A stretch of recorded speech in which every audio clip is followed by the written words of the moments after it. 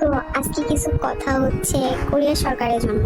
BTS, এই BTS এর মাধ্যমে কোরিয়া সরকার প্রতি বছর মিলিয়ন মিলিয়ন ডলার ইনকাম করেছে। এখন নাকি সেই কোরিয়া সরকার দ্বিতীয় বিটিএস খুঁজছে। ব্যাপারটা একটু হাস্যকর না?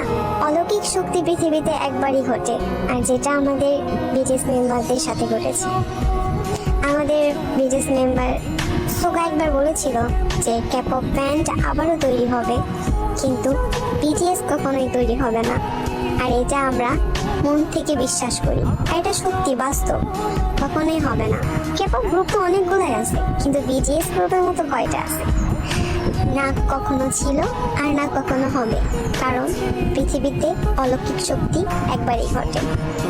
বিটিএস কোনো ক্যাপপ ব্যান্ড না, এটা একটা ফ্যামিলি যা কোটি কোটি আর্মি নিয়ে গঠিত। বিটিএস আর আর্মিদের মধ্যে যে সম্পর্কটা আছে সেটা কখনোই তৈরি হবে না, হাজার চেষ্টা করলে